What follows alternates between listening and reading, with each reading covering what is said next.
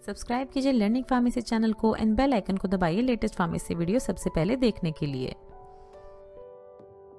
Hello friends, आज के video में कवर करेंगे D pharmacy first year biochemistry and clinical pathology के MCQ from question number 1 to 10 with complete explanation. Question number 1 है कि कौन सी एंटीबॉडी इसमें से आपको जो ऑप्शन दिए गए इनमें से रिस्पॉन्सिबल होती है, इन्वॉल्व होती है एनाफाइलेक्टिक रिएक्शंस के लिए आपकी बॉडी में। तो देखिए IgE, IgG, IgM, none of this answer है इसका option A. Immunoglobulin E, IgE antibody जो होती है ये रिस्पॉन्सिबल होती है एनाफाइलेक्टिक रिएक्शन के लिए बॉडी में।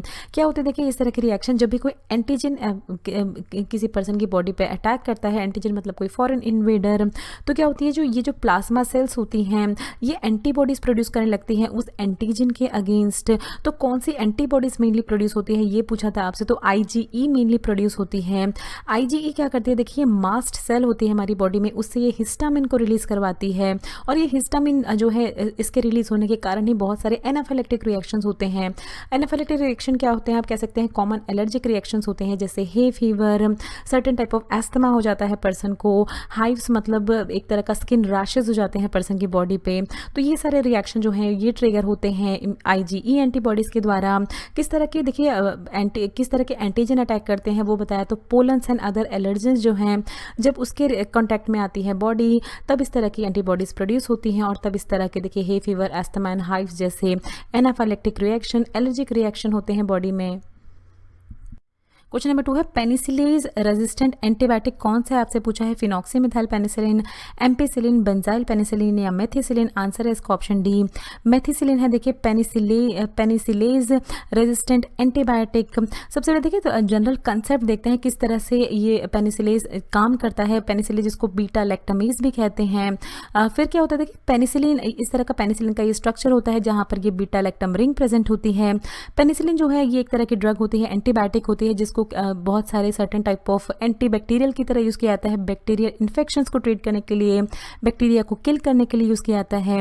बट बॉडी में हमारे कुछ ऐसे बैक्टीरियाज प्रेजेंट होते हैं जिसमें इस तरह का एंजाइम देखिए बीटा लैक्टमेज एंजाइम प्रेजेंट होता है। ये एंजाइम क्या होता है, ये जो पेनिसिलिन में ये बीटा लैक्टम रिंग होती है, देखिए पेनिसिलिन और दूसरे भी बीटा लैक्टम एंटीबायोटिक्स होते हैं जिसमें इस तरह की रिंग प्रेजेंट होती है बीटा लैक्टम। तो ये बीटा लैक्टमेज इस रिंग को ब्रेक डाउन कर देता है देखिए यहाँ से और इसको पेनिसिलिन को कन्वर्ट कर देता है पेनिसिलोइक एसिड में। तो आप कह सकते हैं कि पेनिसिलिन का एक्शन जो है उसको डिमिनिश कर देता है। पेनिसिलिन जिस चीज़ के लिए दी जा रही थी, जिस इन्फेक्शन के ट्रीटमेंट के लिए दी जा रही थी, अब उस इन्फेक्शन को ट्रीट नहीं कर पाती है। तो इसी कंडीशन को ओवरकम करने के लिए बनाया गया देखिए पेनिसिलेज रेजिस्टेंट एंटीबायोटिक जो कि इनएक्टिवेटेड नहीं होते हैं बीटा लैक्टमेज एंजाइम से और अपनी पूरी एक्टिविटी शो करते हैं किसी भी इन्फेक्शन के अगेंस्ट। तो इसमें अलग अलग एग्जाम्पल है देखिए oxacillin, cloxacillin, dicloxacillin, methicillin and नेफिसिलिन, ये सारे ही पेनिसिलेज रेजिस्टेंट पेनिसिलिन्स हैं। क्वेश्चन नंबर 3 देखिए इसमें से कौन सी ऐसी डिसीज है जो कि इरेथ्रोसाइट से रिलेटेड नहीं है, अनीमिया, ल्यूकेमिया, थैलेसीमिया या पॉलीसाइथीमिया। आंसर है इसका ऑप्शन बी, ल्यूकेमिया। देखिए आरबीसी, इरेथ्रोसाइट्स मींस आरबीसी से रिलेटेड नहीं है। ल्यूकेमिया किससे रिलेटेड है, डब्ल्यूबीसी से है। जब बॉडी में हमारी बॉडी में किसी पर्सन की बॉडी में number of white blood cells increase हो जाती हैं तो इस तरह का ल्यूकेमिया कैंसर हो जाता है बॉडी में।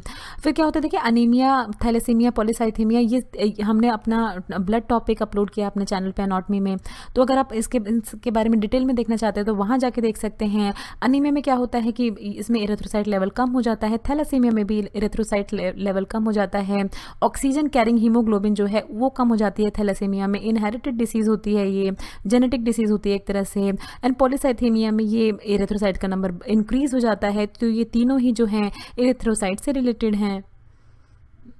क्वेश्चन नंबर 4 है देखिए कौन सा फैक्टर है ऐसा इसमें जो कि अफेक्ट नहीं करता है एंजाइम की एक्टिविटी को, product nature, water activity, enzyme concentration या सबस्ट्रेट कंसंट्रेशन। आंसर है इसका ऑप्शन ए। देखिए प्रोडक्ट नेचर जो है वो अफेक्ट नहीं करता है एंजाइम की एक्टिविटी को, बाकी तीनों ही देखिए substrate concentration, enzyme concentration, water activity, water कितना प्रेजेंट है, ये तीनों ही चीज़ें जो है ये अफेक्ट करती हैं एंजाइम की एक्टिविटी को। ये एक तरह का केमिकल रिएक्शन होता है देखिए जिसमें केमिकल ट्रांसफॉर्मेशन होती है एक सेट ऑफ सब्सटेंस का अनदर में। यहाँ पर देखिए सबस्ट्रेट जो है जब ये एंजाइम पे बाइंड हुए तो एंजाइम सबस्ट्रेट कॉम्प्लेक्स बनाया इसने एंड देन फिर प्रोडक्ट जो है ये रिलीज हो गया एंजाइम से, तो एक सेट सबस्ट्रेट जो है वो प्रोडक्ट बन गया।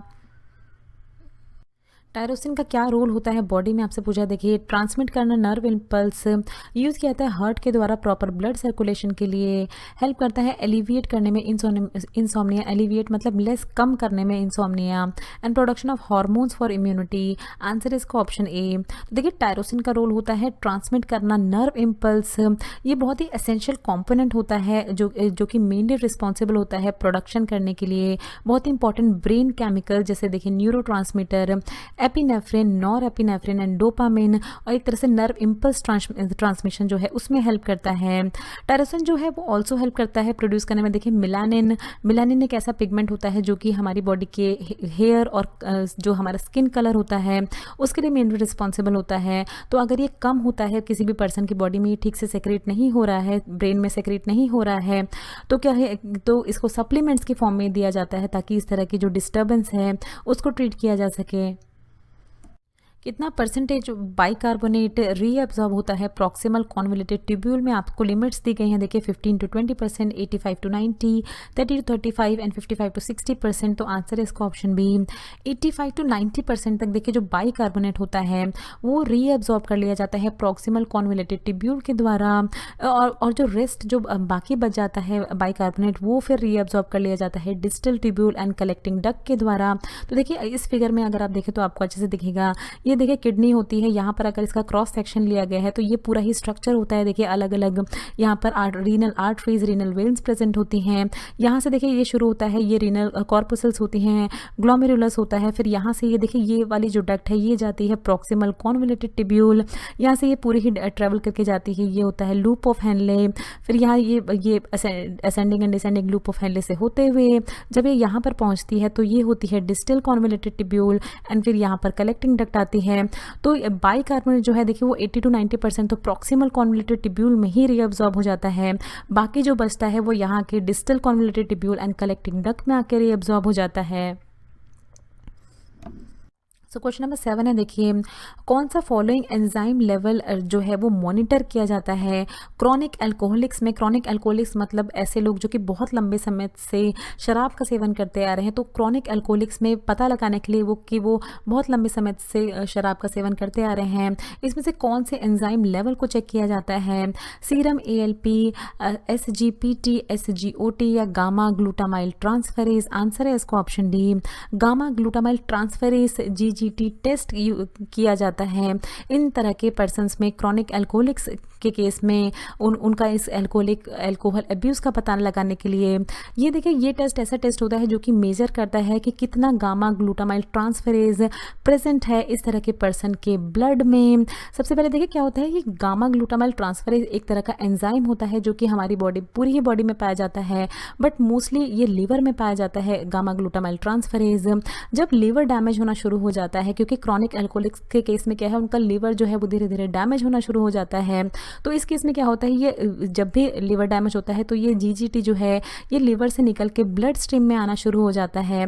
तो जब इस तरह के पर्सन का क्रॉनिक अल्कोहलिक्स का ब्लड लिया जाता है तो उसमें GGT पाया जाता है, जिसे पता लगाया जाता है कि बहुत समय से वो क्रॉनिक अल्कोहलिक हैं, वो शराब का सेवन कर रहे हैं। इसमें से ऐसा कौन सा लीवर फंक्शन टेस्ट है जिसको यूज़ किया जाता है मेज़र करने के लिए डिटॉक्सिकेटिंग फंक्शन ऑफ लिवर। लिवर मतलब एक तरह से आप कह सकते हैं कि ये LFT होता है, लीवर फंक्शन टेस्ट। किस तरह का होता है, देखिए hippuric acid test, galactose tolerance test, BSP retention test या रोज बंगाल टेस्ट। आंसर इसका option A, hippuric acid test होता है। देखिए जो लीवर फंक्शनिंग टेस्ट होता है ये ब्लड टेस्ट भी होता है, बट ह्यूप्यूरिक एसिड टेस्ट के केस में एक तरह का ये यूरिन टेस्ट होता है, यहाँ से यूरिन सैंपल लिया जाता है और उसमें टेस्ट किया जाता है कि उसमें कितने अमाउंट में ह्यूप्यूरिक एसिड प्रेजेंट है किसी भी पर्सन के यूरिन में। सबसे पहले देखिए क्या होता है, ह्यूप्यूरिक एसिड एक तरह का एसिड होता है जो कि यूरिन में पाया जाता है, और ये जो कि बनता है combination of benzoic acid and glycerine के कॉम्बिनेशन से बनता है ह्यूप्यूरिक एसिड। ये जो ह्यूप्यूरिक एसिड का लेवल है किसी भी पर्सन की बॉडी में वो बढ़ने लगता है जब कोई भी पर्सन जो है वो फिनोलिक कंपाउंड, ऐसे कंपाउंड ज़्यादा खाने लगता है जिसमें फिनोल ग्रुप जो है वो प्रेजेंट है।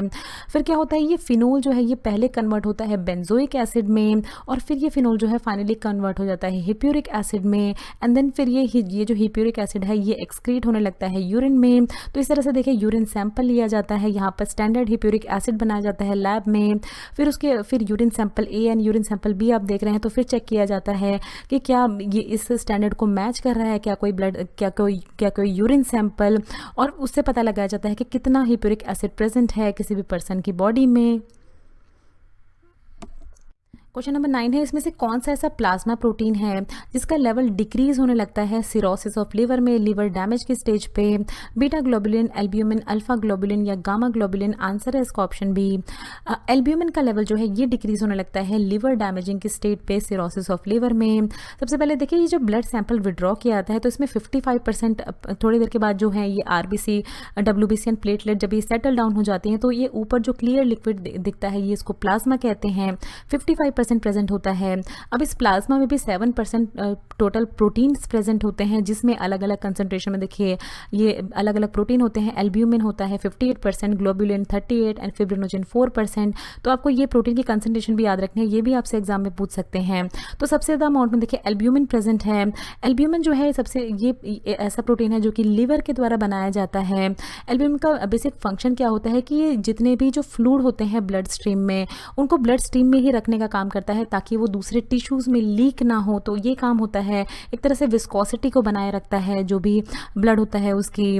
अगर लो एल्ब्यूमिन लेवल होता है जब मेज़र किया जाता है, जब ब्लड विड्रॉ किया जाता है उसमें देखा जाता है कि एल्ब्यूमिन लेवल कम है, तो ये इंडिकेट करता है कि जो भी पर्सन है उसके लीवर या किडनी में प्रॉब्लम है। तो इस तरह से देखिए पता लगाया जाता है सिरोसिस ऑफ लिवर का। क्वेश्चन नंबर 10 है, देखिए डायरेक्ट वीडी बर्ज रिएक्शन इंडिकेटिव होता है इसमें से किसका? आर्थराइटिस का, हिपैटिक जॉन्डिस, ऑब्स्ट्रक्टिव जॉन्डिस या हीमोलाइटिक जॉन्डिस? आंसर है इसका ऑप्शन डी। तो इस तरह का टेस्ट जो होता है देखिए ये हीमोलाइटिक जॉन्डिस का इंडिकेटिव होता है, पर्सन को हीमोलाइटिक जॉन्डिस है ये पता चलता है जब इस तरह का टेस्ट किया जाता है। ये बेसिकली देखिए ब्लड टेस्ट होता है, एक तरह का ये रिएक्शन एक तरह का केमिकल रिएक्शन होता है जो कि मेजर करता है कि कितना अमाउंट ऑफ बिलीरुबिन प्रेजेंट है ब्लड में। बेसिकली आपने बिलीरुबिन को सुना होगा कि यूरिन में प्रेजेंट होता है जिसकी वजह से यूरिन का येलो कलर होता है, बट उसको ये ब्लड में भी प्रेजेंट होता है। इस टेस्ट से इसको वेरीफाई किया जाता है। बेसिकली ये डिटरमाइन करता है कि कितना कॉन्जुगेटेड बिलीरुबिन प्रेजेंट है ब्लड में। अगर ज़्यादा प्रेजेंट है ब्लड में, इस तरह से देखिए यहाँ पर बिलीरुबिन इकट्ठा हो रहा है ब्लड में, तो कलर जो है वो ब्लड का और चेंज होता रहता है, डार्क ब्राउन या ऑरेंजिश कलर का चेंज हो जाता है, और उस केस में कहा जाता है कि पर्सन को हीमोलाइटिक जॉन्डिस है।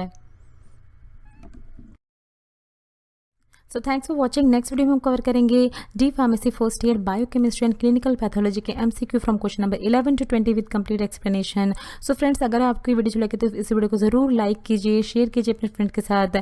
प्लीज़ हमारे चैनल को सब्सक्राइब कीजिए, बहुत मेहनत लगती है कोई भी कंटेंट आप तक पहुँचाने में, तो प्लीज़ सपोर्ट करिए हमारे चैनल को सब्सक्राइब करके। अगर आपका कोई भी सवाल है तो नीचे दिए हुए कमेंट बॉक्स में आप हमसे कुछ भी पूछ सकते हैं।